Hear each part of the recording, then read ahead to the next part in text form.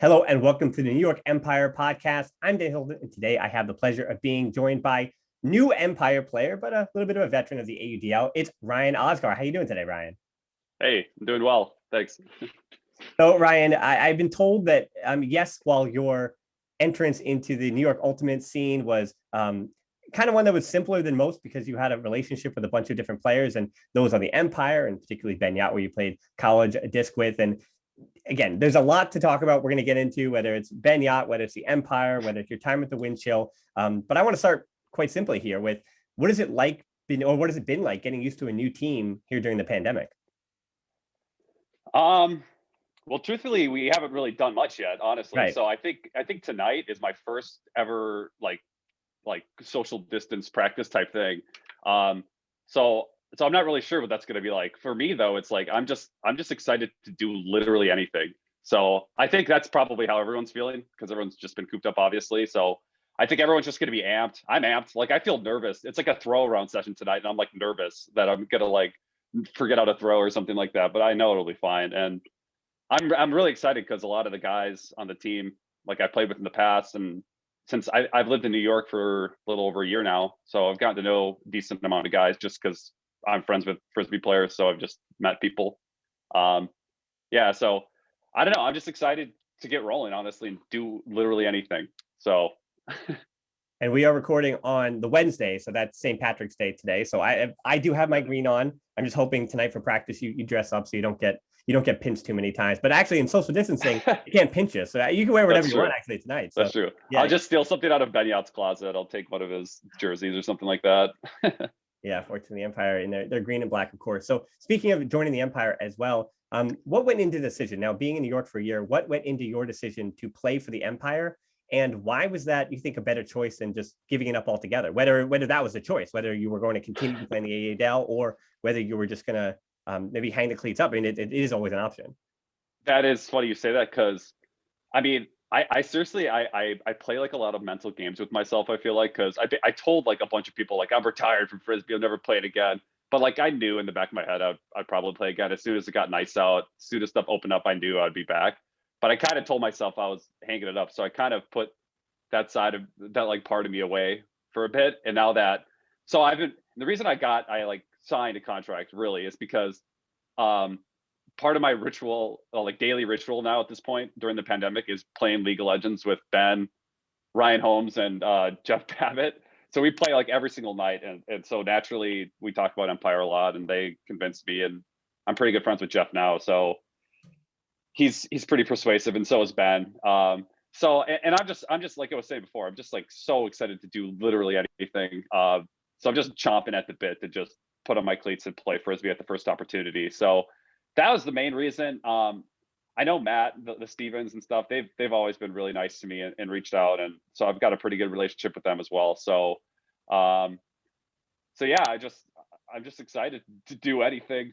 I keep saying that, but that is truly, it's really that simple. It's Yeah. really that simple. Like I've been doing nothing for a year basically, and I'm just antsy and I want to play and I want to compete. I've got a little crazy because I'm a pretty competitive person. So I haven't really had an outlet for that.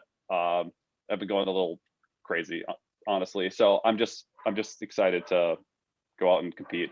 Well, living in the boroughs, what have your workouts been like? And I guess that is when you made that decision that, hey, I am going to play in the AUDL this season. Was it that you were doing things beforehand, you had to pick it up, or I mean, obviously doing things with those future teammates is helpful as well physically. Yeah. Yeah, I mean, what does your workouts look like as you revved it up as in preparation for a season? Yeah. So Um, basically, my workout routine is two things. I've got a 50-pound kettlebell that I use, and I just throw that thing around in here and do push-ups and stuff like that. And then I go to the park. I live really close to Prospect Park, and I'll just go over there and run stairs up to the top of the big hill. So that's like my cardio and lifting. And so Jeff lives up in White Plains, I think, and he's got like an outdoor gym. He's like Jeff is such a funny guy. He like built a prison yard gym in his backyard. So We actually I've watched gone some of there. that on our YouTube channel, so there is some Really? content there. Yeah, you can actually There watch we it on go. the Yeah. YouTube So channel. I've been up there a couple times, and we did some workouts too. So just really starting to get into the swing of things. I know what the season starts in like June or something. So I got to get back in shape. I mean, I've stayed fairly fit, I think, as much as anyone can, without actually playing. But yeah, I'm happy that we're gonna have a pretty long off season here, or like preseason, I guess, to get back into swing of things. Yeah, I mean, and you're an experienced player as well. We're going to go all the way back now in time. You've been at this for 10 years at a considerably high level. Even a lot of players play college, sure, but playing at Minnesota Grey Duck, for those who don't know, I guess we'll start from the senior year and work backwards. You were there from 2011 to 2016, so 5 seasons as a college player, leading the team to the 2016 national championship, going out in the Jerome Bettis style, in the Xavi Hernandez, whatever you want to do, whether it's football or like whatever it is. So you wound up leaving college as a champion, finishing in second at nationals in assists in 2016, despite not even playing in the semifinal due to a knee injury. So, I mean, it's hard to put a retrospective on your college career, but could you explain to me the development of yourself at Minnesota and how you developed as the program developed? Again, not that you and the program developed linearly, but for you and the program both to, in your final season, get to the top of the mountain and what that entire journey was like.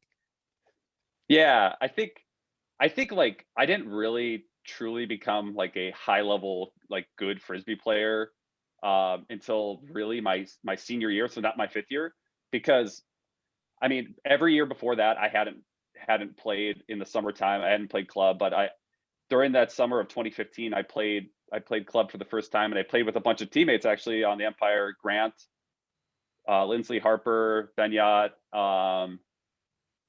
and Connor Klein. So I played with all those guys for the first time, and that was my first real taste of like really competitive ultimate, like super high level. Like Grey Duck's really good in like college, but there's a difference when you're playing with dudes of that caliber, and like everyone on the team is really good. So that's where I got my first taste of like really high level competitive ultimate, and traveling to all these big tournaments and stuff. And I really got the bug, and I really bought in a lot. And like I spent that whole summer just being obsessed with Frisbee. And like I was like, I was on the O line and like my since my freshman year really, and so I liked Frisbee a lot, but it just like it didn't really track as like the main thing in my life. But after that summer, it was definitely the main thing in my life. This thing I cared about so much, and like I would go out and throw for like hours every day. And like I had a job working at grounds crew at a golf course, and I would be done at noon because he started at 5 a.m, and then I would just like the whole day I would just like throw, go eat lunch, throw some more, and like go play disc golf or whatever. So that was like my whole summer, and I was just so bought in. And I feel like that was the summer where I really leveled up as a player, just from the experience of playing high level, and then also just like practicing a ton, and just like in my free time just throwing nonstop. So that's kind of my development really. So after that, like that's in a big part of it was I gained a lot of confidence too from playing at that high level. Like I never really thought of myself as like a good player or like someone who can make a huge difference. Like I always thought I was decent and athletic and whatever, but like I never thought I could take over a game or do anything important on a team until after that summer, where I was like, wow, I can hang with these dudes. Then you go back to playing college, and then everyone's like way worse. Yeah. And it's just, you can see the game in a different way. And and having built chemistry with a lot of guys, because there was a lot of guys on the team I played with there, not the ones I mentioned, who were also on Grey Duck with me. So we had really good chemistry at a high level, and so we all of our confidence really leveled up. And so we were really poised to do well, and we did pretty well that year, 2015. I think we lost to Oregon in like pre-quarters or something like that. Yeah, losing to Dylan South Oregon is it's something people have done before. And we honestly should have won that game. We threw it. This is like the crux of Minnesota, is like for the longest time we just threw. We were really bad in high pressure situations because we didn't have the experience. It takes experience to execute when you everything's on the line. So we didn't have that, but it took 2015 for us to really start to truly believe in ourselves and be like, wow, like we could have won that Oregon game. We could have won the whole thing. And then like that was our mindset going into 2016, is that we actually for the first time ever believed that we could truly win a national championship. And I think we won, like 2016 we won Florida warm up, and we made it to finals of Easterns or some tournament, and Jeff and UMass crushed us, and we're like, oh god, like that's brutal. And so that gave us another kick. Like we were really flying high at that point. We're like, wow, we're winning all of our games. We beat Jack at UNCW, and we felt really good about that. And then it was actually necessary for us to lose and get crushed in that game, because it made us like push even harder and be like, wow, we're not there yet. And then we rematched against them at nationals and kind of smoked them. which felt really awesome. And once we beat UMass at nationals, we were like, we're totally going to win this tournament, because that was the team that we were most like scared of, honestly. Yeah. And for us to beat them by like 5 or 6 or something like that, we're like, okay, we got this. And we had such a deep team that year. As everyone really stepped up, and yeah. And like you said, I was injured in that semifinals game. And then in the finals, I did play, but I never ran at full speed, and I took like 12 ibuprofen, so I didn't really do a lot that game. But I was on the field at least, and so that was fun.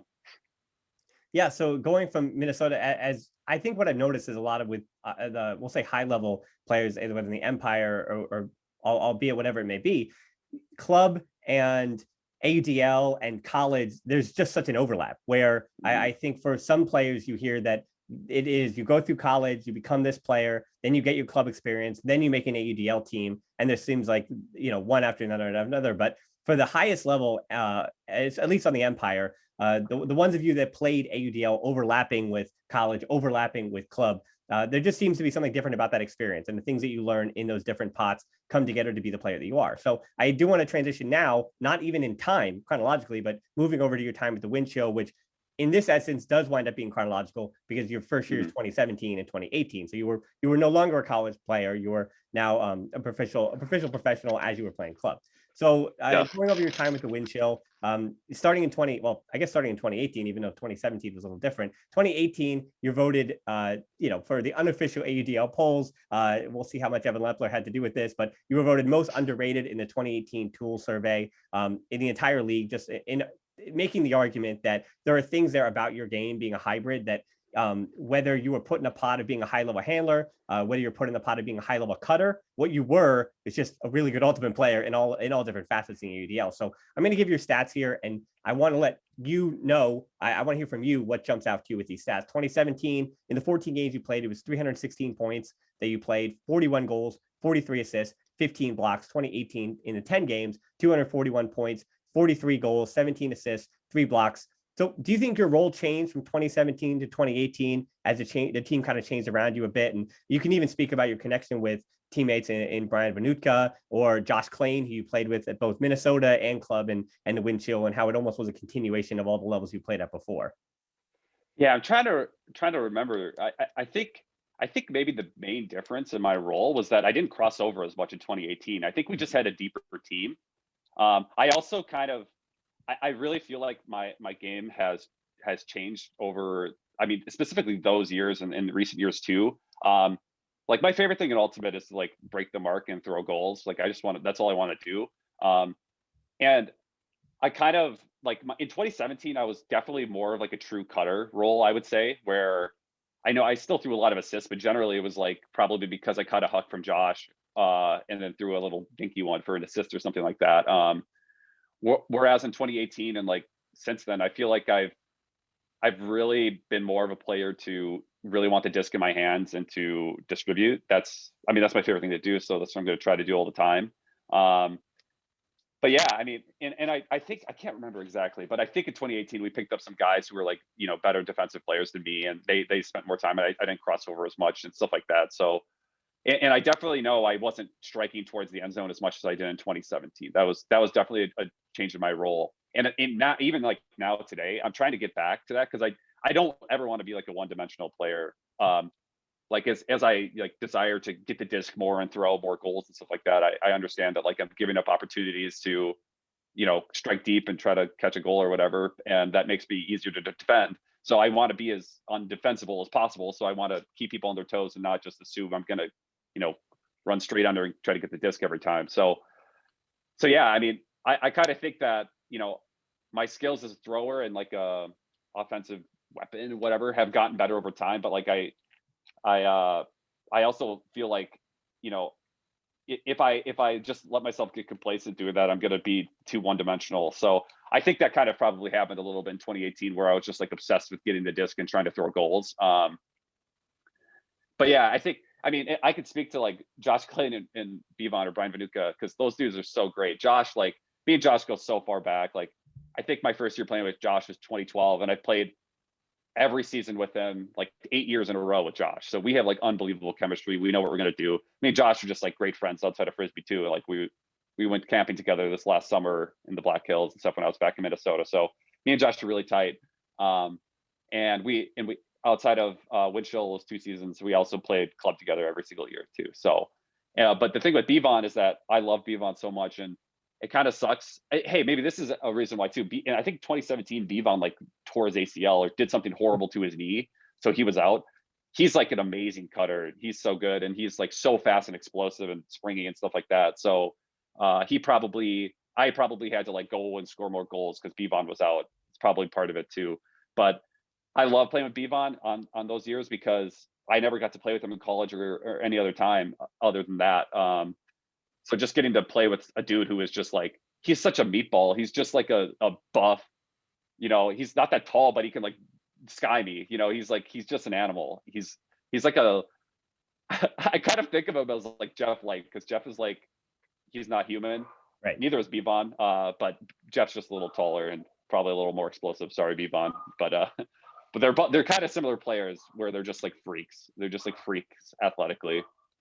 Well, the stats do back up the fact that your role, not only did it change with the Winchell in 2018, but you were kind of part of a cog of a machine that was the #1 scoring team in the entire league, averaging 25.23 goals per game. So you were putting up numbers, not necessarily you in particular, but the team itself.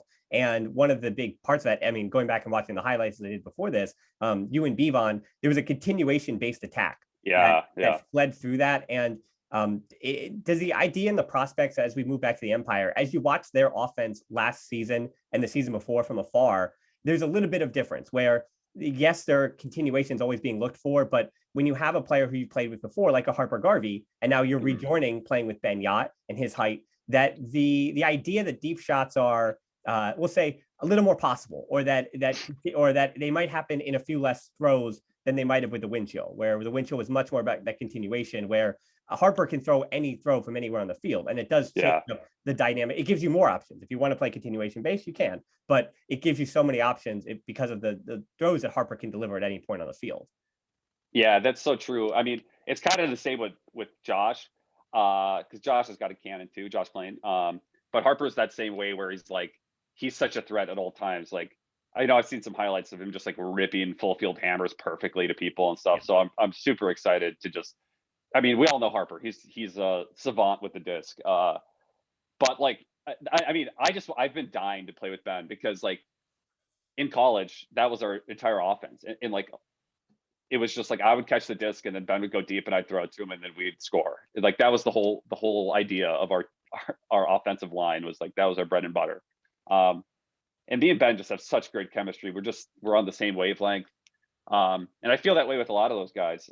Grant, Connor too. Back in the day when I played with Connor, we were just like always on the same page too. So I really try to make that a point of like what I do on the field is I really want to be like mind melding with my teammates and like on the same page. And I mean, like speaking to your point of why I was like the most underrated player or whatever Evan Lepler said, I don't do like that flashiest stuff most of the time. Like I'm not getting like chest high, crazy bid layouts and stuff like that most of the time, but I just try to play, clean, smart offense. That's like my thing. It's like I'm going to try to minimize the amount of turns I have and, maximize, efficiency and stuff like that. That's how my brain is wired in the game and stuff like that. So I'm going to try to be on the same page with my teammates and, make it easy for everyone else around me. So like you'll see me like a classic thing I'll do is I'll catch an under and then I'll throw a continuation on the break side. And I mean, like, it doesn't look that cool. Yeah. It just looks like a throw, but it's huge for an offense to be able to like get that motion consistently and efficiently and know it's coming. You're already halfway down the field then. It's like, so that's what I try to do. Yeah, it's funny that you simplify your game in that way, because I do agree with you, just of watching all the games that you've played over the years, and as that hybrid player, that if you watch the highlights of yourself, that it looks like that you're a handler. It looks like you're an out and out. That's what you are. You make the in cut, even if you don't start in a handler position. It's a hybrid role where you are a handler. You take care of the disc and all those things. And it's funny you mentioned that you're real comfortable making the right decision or the easy decision, because the people I've spoken to have asked me to ask you, would you rather throw a crossfield hammer or a fadeaway blade? And many of them argue that you would rather throw a fadeaway blade. I mean, if I'm throwing a fadeaway blade, it's because I think it's an easy, good decision. Yeah. That's why. It's not like I'm like, oh yeah, I'm looking for the glory. I want to make the cool play. It's like I have confidence that I can throw this and hit this. It's I don't know. It's just like I know people like want to like pin that on me that that's the thing I like to throw a lot. I guess it's kind of true, but it's just like I don't know. For some reason, I've just like thrown that so many times that it feels natural. And I really when I play, I really just try to like not think. I don't think at all. I just do what's instinctual. And so if I'm throwing that, it's because it's in rhythm and it feels right. And that's really all there is to it. I mean, I really at this point in my career, I'm just a lot of the time just going off instinct and feel when it comes to my like shot selection. Yeah, I mean, in terms of your game and the explanations you've given and the preview, I think you've given Empire fans of how you're going to fit into the Empire. I think there is obviously Brian Jones. There's so many things in his brain as to what he can put forth, as to where players are going to play. So I think you've kind of connected the dots for us a little bit about how that could play out again. And Brian, you never know. He has always a million surprises up his sleeve, so you never know exactly what he's going to do. It could be you going deep every single time the show. Again, with Brian, you never truly know. But as far as you joining that championship team. And so one of the tasks I think you're going to be tasked with this year, along with Chris Kotcher, who's also joining, being a high level player, joining a team that won a championship last year. It's going to be, and Ben Yot has spoken about it, Ben Katz has spoken about it. Many of your teammates have mentioned that the difficulties of being repeat champions in the AUDL, it's hard. It's hard to have that same intensity. It's hard to be as hungry. What do you think you're going to add, or what are you off the field? What kind of player, what kind of person, and how do you fit in that team dynamic, do you think, to help the Empire push their way to that repeat championship? Yeah, so I wasn't a part of that team, so I don't have any of that feeling. I'm a super competitive person. So I feel like I have a lot to prove, honestly.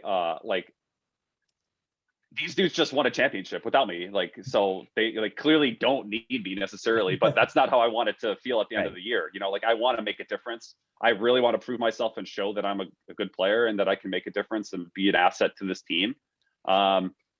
If I don't do that, I'm going to be super unhappy. So I'm going to work really hard to do that. Because that's fun. That's what Ultimate's all about. That's what competing's all about, is just, you know, going toe to toe with some other guy who's really good and winning the battle. So, I mean, I feel like and I think another thing is like, it's a weird year because it's like right after the pandemic.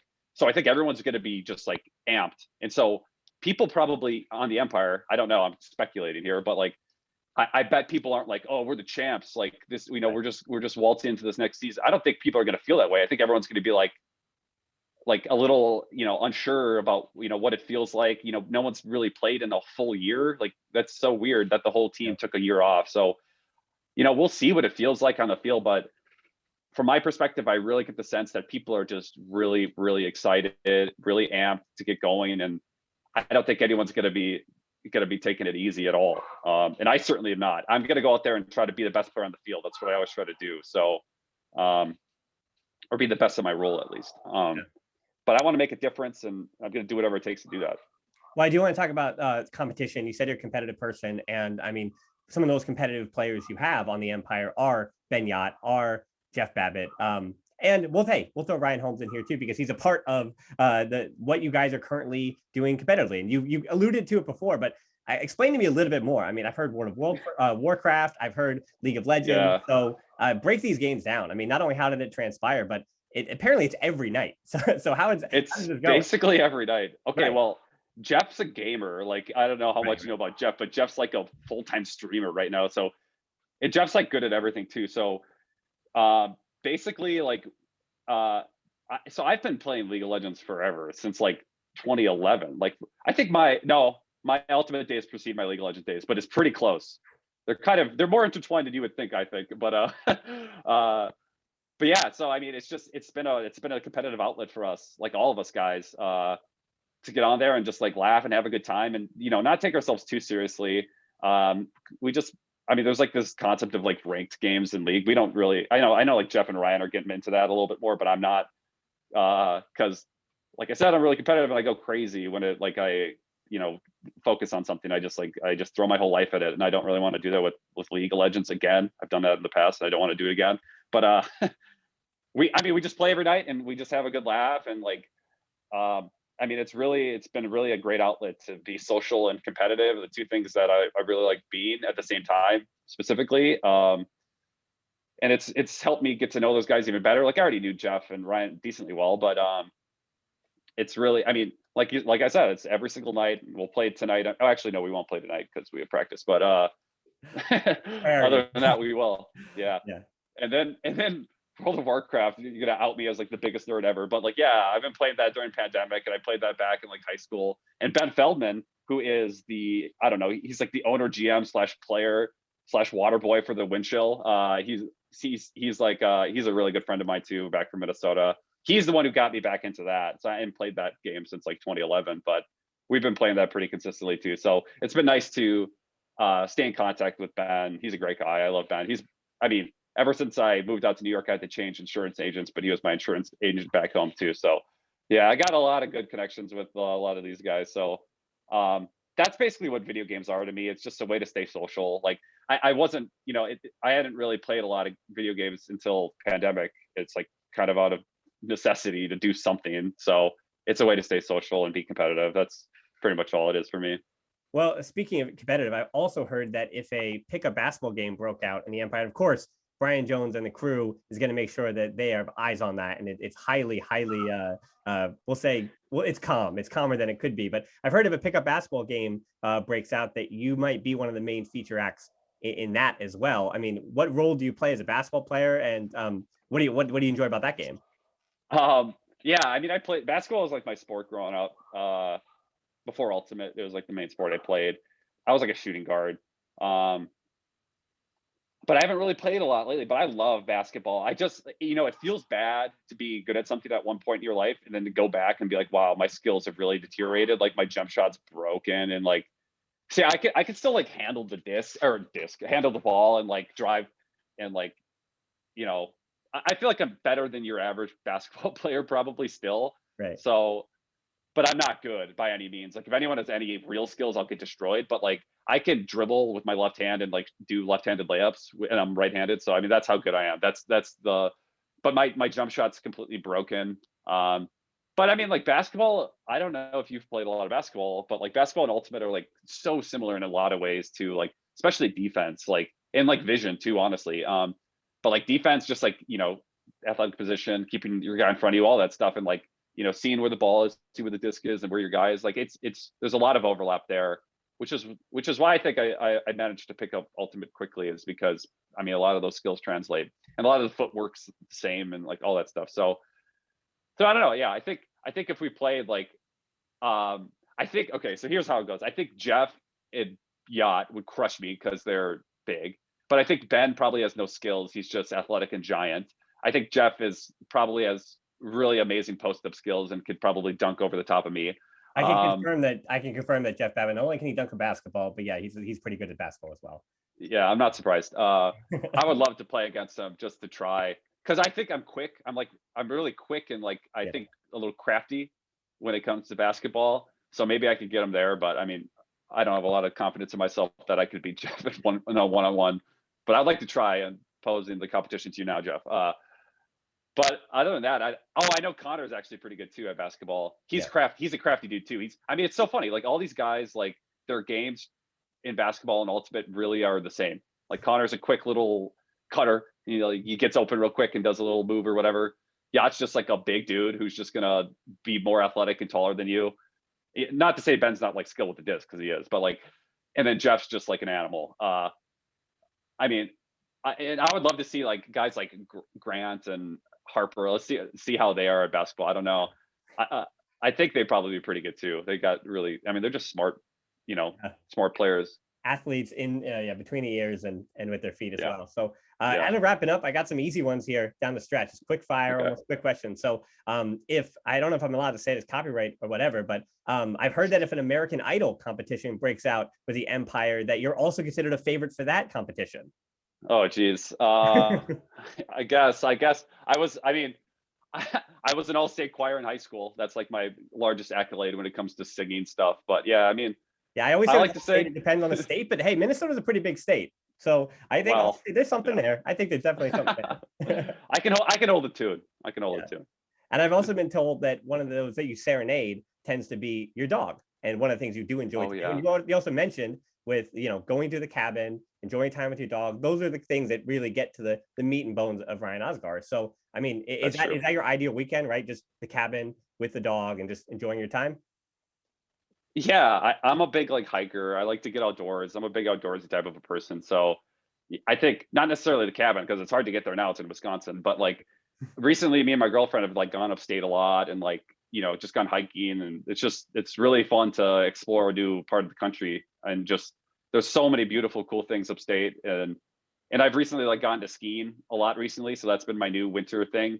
Um, so I was just skiing last weekend actually, and so that's I think yeah. I mean, I sound like such a little like a simple dude. Like me and my dog just go hiking, and I don't know. That's what I like. Though I like to be out in the woods, be out in the wilderness, and hiking around, just having an adventure, stuff like that. So pretty classic stuff, I would say. And then when I'm not doing that, just like being competitive, playing ultimate, doing whatever, hanging out with my friends.